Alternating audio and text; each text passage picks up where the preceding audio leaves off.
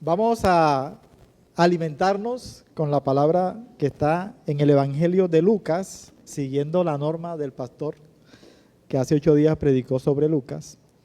Vamos a abrir la palabra de Dios en Lucas capítulo 9, versículo 28 al 36. Amén.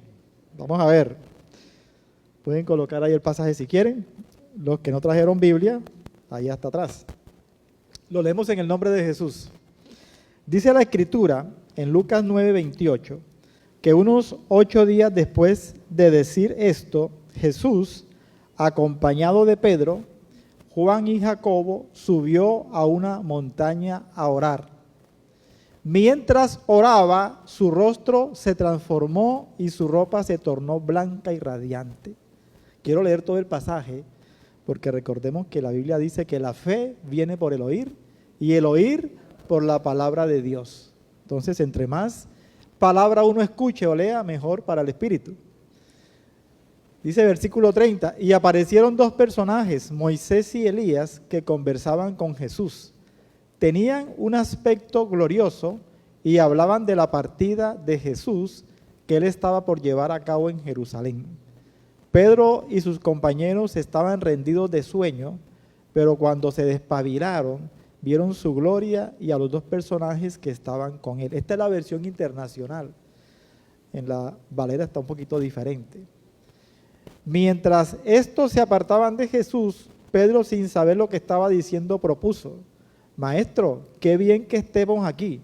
Podemos levantar 3 albergues, uno para ti, otro para Moisés y otro para Elías. ¿Quién está hablando ahí? Pedro, ¿cierto? Bueno, que está despiertos. Estaba hablando todavía cuando apareció una nube que los envolvió, de modo que se asustaron. Entonces salió de la nube una voz que dijo: Este es mi hijo, mi escogido, escúchenlo. Después de oírse la voz, Jesús quedó solo. Los discípulos guardaron esto en secreto y por algún tiempo a nadie contaron nada de lo que habían visto.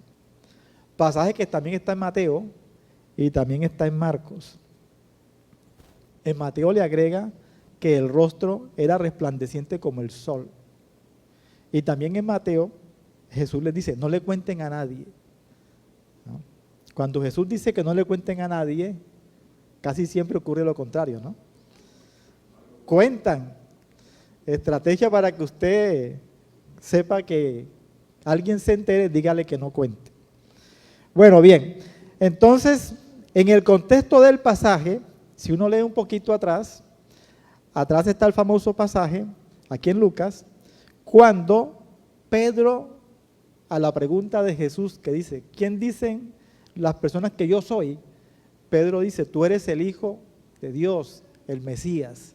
Y recuerden que Jesús le dice que eso no se lo reveló carne ni sangre, sino el mismo Dios. Y también, antes del pasaje, Jesús les está ya profetizando su muerte en la cruz. Después de eso es que viene el pasaje que acabo de leer. Bueno, llama la atención que Jesús está acompañado de ¿quiénes?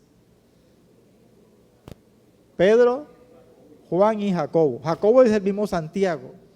Para que no se confundan, en la Biblia hay un Santiago apóstol y hay un Santiago, el de la carta, no es el mismo, son diferentes. ¿Ya? Son diferentes. Entonces, aquí está Santiago con Pedro y Juan. ¿Tendría el Señor favoritismos? Yo pienso que el Señor utiliza los vasos que son útiles para Él.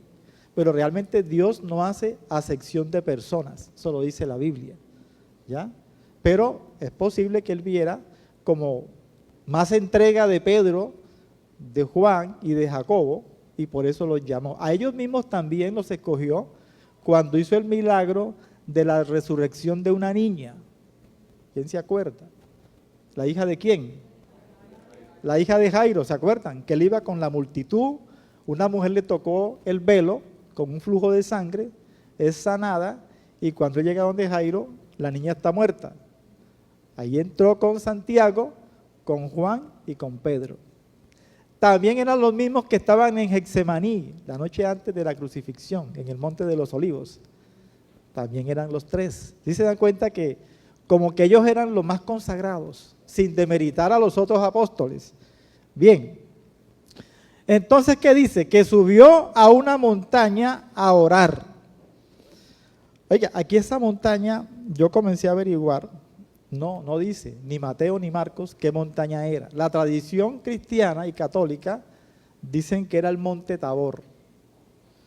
No se ha confirmado, pero es lo más probable. Estaba cerca del lugar donde ellos se encontraban, aunque no era tan bajita la altitud. Más o menos cuánto mide la popa? Yo no sabía, yo averigüé. Yo pensé que la popa medía como 500 metros. Según lo que dice el famoso doctor Google, 160 metros. Me parece que mide más. ¿Cierto? Parece. Bueno, el Monte Tabor mide cerca de 550 metros. O sea, como un poquito más de 3 veces la altitud de la popa. Allá subió el Señor Jesucristo a orar. Curioso, porque uno cuando va a orar, a veces uno le pone tantas trabas a orar, y Jesús tomó esa actitud de ir a una montaña de noche y subir esos 500 metros. ¿Quién haría ese esfuerzo de ir a la popa una noche de estas y hacer una vigilia? No creo.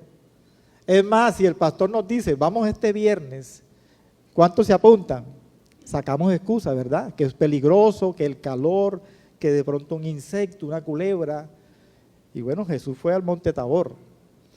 Ese Monte Tabor en la actualidad es un sitio de peregrinaje. En ese Monte Tabor la subida es sinuosa, no se puede subir en bus porque las curvas son muy difíciles en aerovans.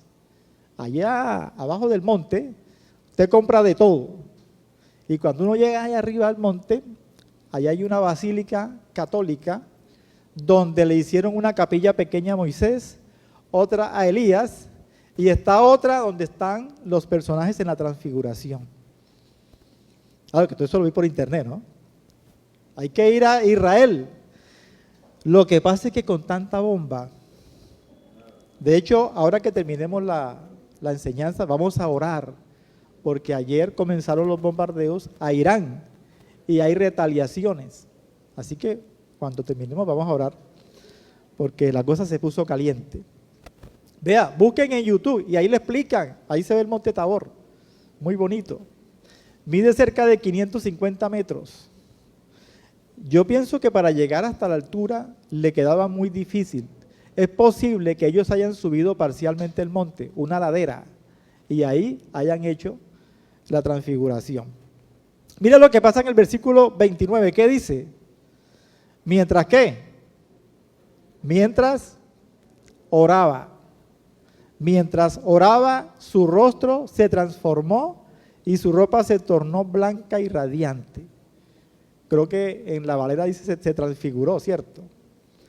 Eso ocurre cuando el Señor estaba orando. ¿Cuántos de los que están aquí, cuando oran, de pronto la esposa le dice, tú estás como transfigurado? A nadie, ¿verdad? A veces uno quiere como que tener experiencias místicas, que no son malas, puede que eso aumente la fe. Pero mientras usted ora, que no se está transfigurando, algo está pasando. Algo está pasando. Puede que el problema continúe, pero ya el Señor tiene control. Y ahí va el proceso de perseverar en la oración. Si Jesús, el Rey de Reyes, Señor de Señores, tomó el trabajo de ir hasta la montaña, escalarla y ponerse a orar, pues yo creo que nosotros también tenemos que tomar ese ejemplo. Así que en la oración ocurren cosas que uno no se explica. Aquí Él permitió que su rostro fuera visible para los apóstoles. Algo interesante, esta no es una visión. Ahí no dice que el Señor le abrió los ojos a Pedro, ¿cierto? Ahí no dice. Hay un pasaje que está en el libro de Reyes cuando Eliseo, el siervo, está asustado porque van a matar a Eliseo, los filisteos. Creo que es unos militares ahí rivales. Y Eliseo le dice, Señor, ábrele los ojos a mi siervo. Y ahí le abren los ojos y él ve unos caballos que son espirituales. Aquí no, aquí ellos ven, estaban durmiendo y se dan cuenta de la transfiguración. Y aparecen dos personajes. ¿Quiénes aparecen? Pero si Moisés estaba muerto. ¿O no? ¿Moisés murió o no murió? ¿En qué parte enterró el Señor a Moisés? Vamos a ver quién dice. Yo sé porque yo hice la enseñanza, ¿no? Sí, porque dicen, tú sabes bastante, no. En el monte Nebo, en las tierras de Moab, dice la palabra que Dios enterró a Moisés. ¿Cuántos años vivió Moisés? 120. Dice la palabra que nunca perdió su vitalidad. Y creo que hasta la vista la tenía sin lentes. Ya casi todos aquí usamos gafas. Sí, Pedro no tenía presbicia ni hipermetropía.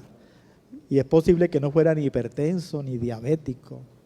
Y lo llamaron a los 80 años. Y aquí mucha gente a los 60 ya quiere como que apartarse a descansar. A los 80. A los 120 le pidió el ministerio y él estaba sano. Lo enterró. Dicen los judíos que el lugar no se supo para evitar peregrinaciones, de pronto idolatría, porque Moisés era lo máximo. Pues bien, ahí está Moisés presente. Mire, ahí está Moisés. ¿Esto qué nos indica a nosotros? Que también nuestros familiares que partieron con Cristo están mejor que todos los que estamos aquí. Están mucho mejor. El esposo de Gema está mejor. Súper bien. La mami de mi esposa también, mi mamá también. Todos los que han partido con Cristo no tienen que pagar deudas, no tienen enfermedad.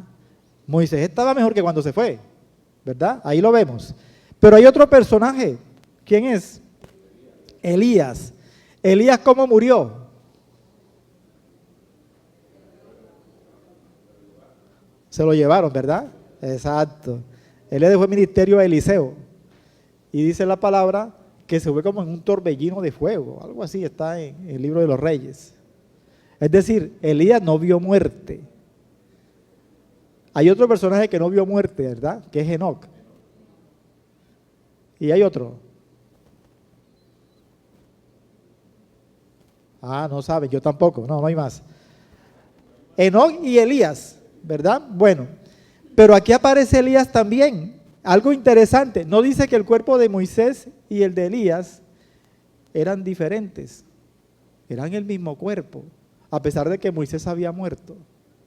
E incluso el cuerpo de Jesús no dice tampoco la palabra que como que era diferente al de Elías y al de Moisés, no lo dice con claridad. O sea, aquí nosotros estamos viendo algo importante, y es que la palabra nos está mostrando un anticipo del cuerpo glorioso que vamos a tener los creyentes y que nos da el Señor gracias a la fe que depositamos en Él. Filipenses 3:21, es bueno que lo coloquen por favor en la pantalla. Busquemos Filipenses 3:21. ¿Qué dice la palabra? ¿Cómo dice? Ajá. Oiga. Mire. ¿Quién lo transforma? ¿Lo transforma quién? Cristo. Por eso la Biblia dice que no es por obras, sino por la fe. ¿Cómo es el cuerpo que nosotros tenemos ahora? Es un cuerpo de humillación y va a ser transformado. Ahora, también la Biblia dice en 1 Corintios 15, dice que uno siembra en cuerpo corruptible y recoge un cuerpo ¿qué? Incorruptible. Siembra en debilidad y recoge en poder.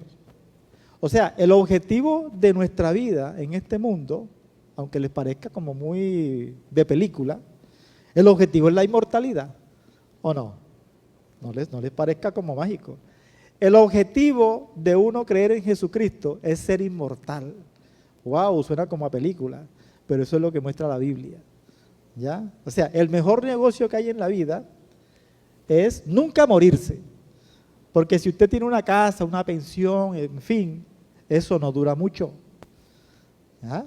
70, 80 o 90 años. Bueno, le queda a los hijos, pero también se van a morir. De hecho, si usted observa un árbol, ¿quién ha visto un árbol que tenga muchos años? Mire, aunque el árbol no tiene conciencia, tiene más vida que el ser humano. Hay árboles que duran 300, 500 o más años y han pasado generaciones. Entonces, el objetivo de nosotros en este mundo es ser inmortal y compartirle ese mensaje a nuestros familiares, vecinos, para que también sean inmortales. Bueno, parece como película, pero también hay otro enemigo que no quiere que participemos de esa fiesta, ¿ya? Que es el adversario. Así que aquí Jesús se transfigura. ¿Por qué se transfigura? Porque ya Él les había dicho, mire, yo voy a morir en la cruz, me van a azotar, me van a tratar mal. Entonces eso podía bajar la fe de los apóstoles y de los seguidores. Que usted vea un seguidor, que usted vea un líder, y usted ve que ese líder de pronto lo cogen preso, lo azotan y no hace nada, y muere, es posible que la fe se baje. Entonces, Él se transfigura para que ellos vean que su cuerpo físico tiene en su interior un cuerpo majestuoso. Eso es lo que aquí muestra el pasaje.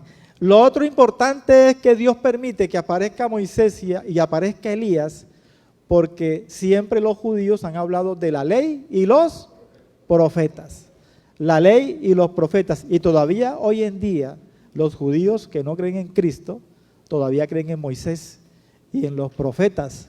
Le dan un cierto valor como esotérico, cabalístico a los salmos. Hay salmos para ciertas ciertas indicaciones del Salmo 23, 91 que son buenos, que hay que leerlos, pero no creer que si usted lee un Salmo 7 veces en la noche, eso le protege automáticamente. Bueno, los judíos todavía creen en eso y todavía creen que para leer la Biblia hay que lavarse las manos. Eso lo creen todavía ellos, ¿ya? Aunque claro que si usted tiene la mano sucia no vaya a coger la Biblia, ¿no? Pero con las manos normales uno la puede coger. Entonces aquí está la superioridad de Cristo sobre Moisés y sobre Elías. Mire, hay un evangelista que escribió este pasaje. Vamos a ver quién se lo sabe. Hay un apóstol que en uno de sus libros dice: la ley por Moisés fue dada, la gracia y la verdad vinieron por medio del Señor Jesucristo. Eso está en el capítulo 1 del Evangelio de Juan. Y después él mismo dice, porque vimos su gloria, ¿cierto? Se estaba refiriendo a la transfiguración. Gloria del unigénito del Padre. A propósito, ¿qué significa gloria? No es la hermana de ustedes ni la mamá, no. ¿Qué significa gloria? Bueno, el Señor tiene un carácter, Dios tiene un carácter que es la santidad. El carácter de Dios es un personaje santo donde no hay pecado, donde todo es perfecto, tiene una moral íntegra.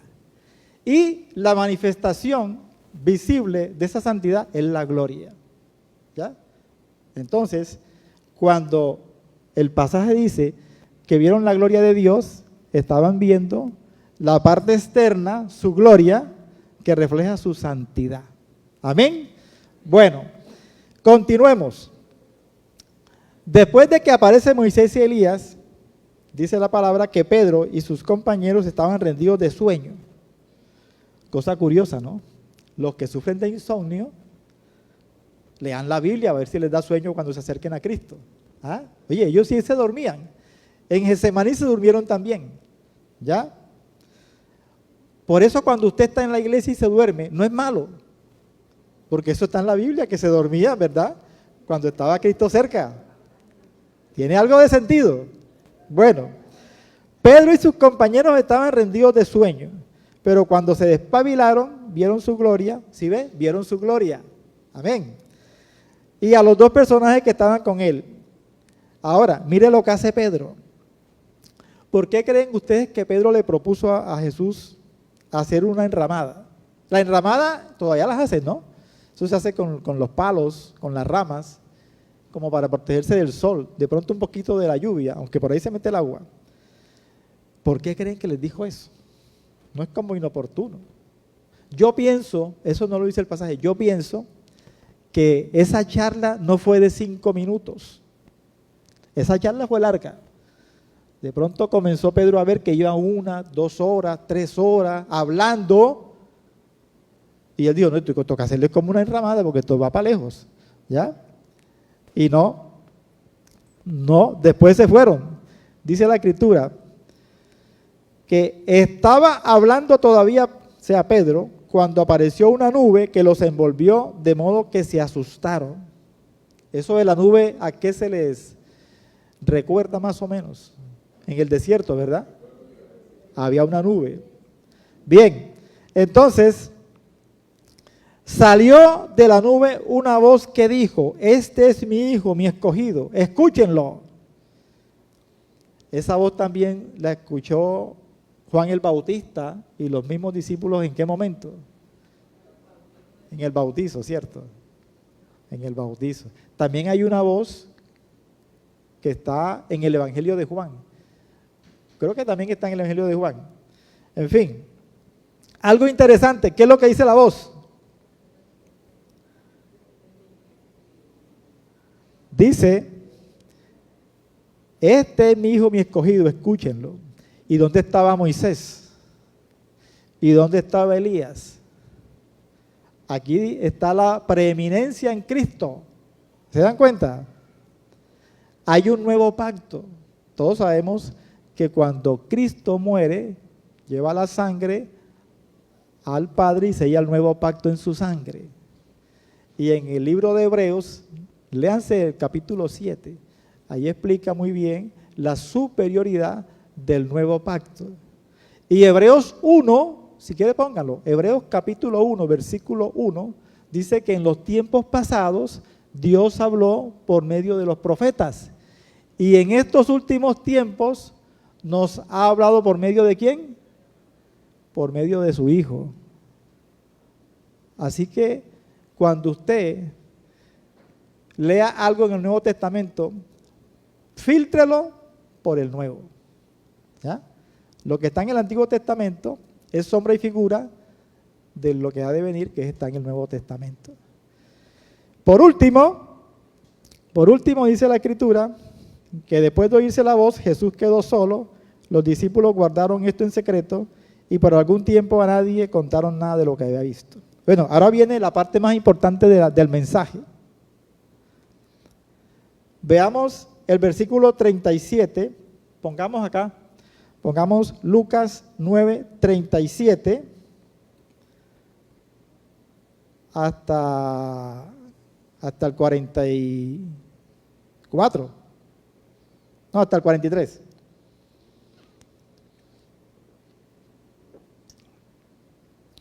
Ahora viene la parte más importante del mensaje, porque usted dirá, bueno, pero yo fui a la iglesia hoy y a mí de qué me sirve, disculpen la forma como me expreso, a mí de qué me sirve ir a la iglesia si yo tengo problemas en la casa, tengo un familiar que está en la clínica, tengo dificultades financieras, me salió el colesterol en 400, ¿ya?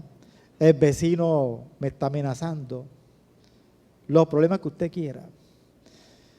¿A mí de qué me sirve saber eso? Eso es cultura cristiana, lo de la transfiguración, eso es muy bonito, pero ¿eso de qué me sirve a mí?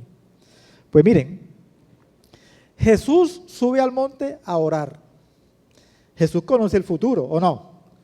Nosotros no conocemos el futuro, pero tenemos problemas. Es más, muchas veces hay problemas que uno los anticipa y nunca ocurren. ¿Verdad que sí? Usted coja 20 problemas que tenga. Es más, no haga nada, déjelos quietos. Y hay muchos que no ocurre nada. pero Jesús conoce el futuro. ¿Qué es mejor, conocer el futuro o no conocerlo? Yo pienso que es mejor no conocerlo. ¿Usted sabe lo que es que usted sepa que lo van a crucificar? Que le van a llevar un poco de endemoniados, enfermos, que viene la tormenta, las críticas, las murmuraciones, que le dicen que es hijo del diablo. Eso es fuerte. Entonces él tenía que orar. Jesús sabía que cuando él bajara del monte o en su ministerio se le iban a presentar muchas circunstancias difíciles. Mire lo que pasó después.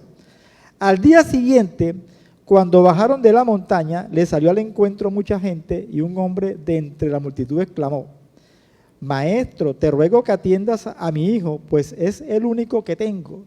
Resulta que un espíritu se posesiona de él y de repente el muchacho se pone a gritar. También lo sacude con violencia y hace que eche espumarajos. ¿Qué tenía ese muchacho? Tenía como una crisis epiléptica, ¿no? Pero ahí tenía un origen espiritual. Cuando lo atormenta, a duras penas lo suelta. Ya le rogué a tus discípulos que lo expulsaran, pero ¿qué pasó? Pero no pudieron. Ahora, se refiere a los 9 que quedaron. Aunque ahí no dice apóstol, dice discípulos, porque hay que diferenciar entre discípulos y apóstoles. Él tenía muchos discípulos y solo 12 apóstoles. Él estaba con 3, ahí quedaron 9 y de pronto se refería a otros. ¿Qué dice el Señor? ¿Generación qué? Incrédula y perversa, respondió Jesús. ¿Hasta cuándo tendré que estar con ustedes y soportarlos? Trae acá a tu hijo. Se puso como bravo, ¿cierto? En vez de decirle, no te preocupes, vamos a sacarte el demonio. No, regañó primero a sus discípulos. O sea que el Señor tenía carácter, ¿ya? Como cuando echó los mercaderes del templo, ¿ah? Él no les dijo, háganme el favor y me desocupan estas mesas porque estas mesas acá no se ven bien. ¿Qué hizo él? Los levantó, creo que con un látigo, y les volteó las mesas. Aquí tuvo una actitud que si uno la ve de buenas a primeras, o un incrédulo o un crítico dirá, pero miren cómo su maestro trataba a sus propios discípulos, ¿ya? Bueno, estaba acercándose el muchacho cuando el demonio lo derribó con una convulsión, pero Jesús reprendió al espíritu maligno, sanó al muchacho y se lo devolvió al padre, y todos se quedaron asombrados de la grandeza de Dios. En Marcos y en Mateo, después los discípulos se le acercan y le dicen, Maestro, ¿y por qué nosotros no pudimos echar fuera ese demonio? ¿Sí se acuerdan? Eso está en Marcos y Mateo. Me gusta más Marcos, porque en Marcos hay un momento en que el papá del endemoniado le dice, tú sí puedes sacar ese demonio, ¿ya? O sea, cuestiona la autoridad de Jesús. Pero Jesús le dice a los discípulos, este género no sale sino con ayuno y oración. En Mateo, creo que es en Mateo, solamente está con oración. En Marcos está con ayuno y oración. Yo pienso que la oración es lo que hace todo. El ayuno es un accesorio, porque si no va acompañado de oración, no funciona. Así que la oración funciona con o sin ayuno. Depende también del tiempo de oración, que no da tiempo ni de comer. Una persona que está todo el día consagrada un día en oración lejos, no le da ni hambre. Así que por eso, ¿a qué quiero llegar yo con este pasaje? Grandes problemas, grandes oraciones. Hay un autor cristiano cuyo nombre no recuerdo, que él escribió un librito y él decía, mucha oración, mucho poder. Poca oración, poco poder. ¿Cuántos están de acuerdo? Yo creo que sí. Yo creo que sí. Entonces, ¿qué podemos llevarnos hoy nosotros de esta enseñanza?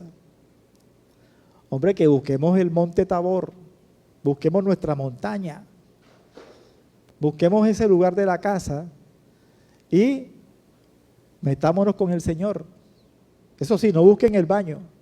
Hay gente que ora en el baño, eso no se ve bien, no es reverencia, ¿ya? Menos que sea algo muy, no sé, pero no es lo correcto.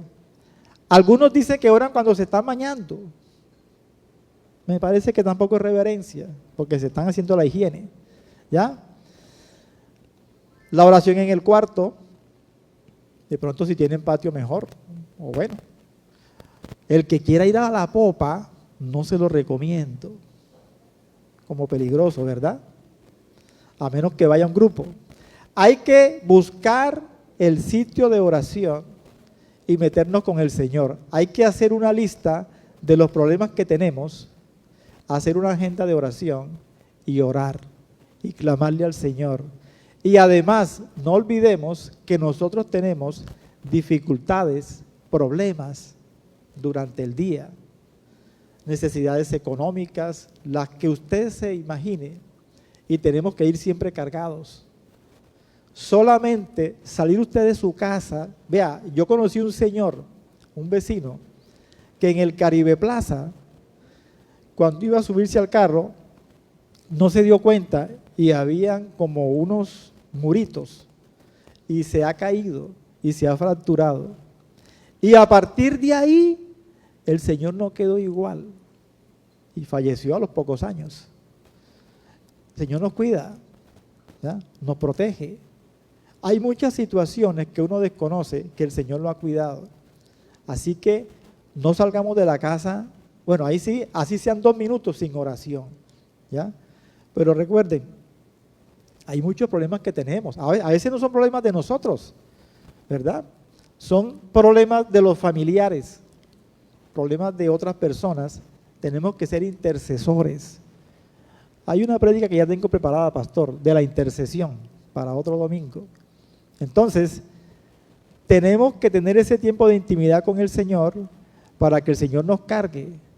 Tengamos esa dinamita y cuando se presente la situación difícil, ahí tenemos entonces en la mente lo que dice aquí el pasaje en Lucas.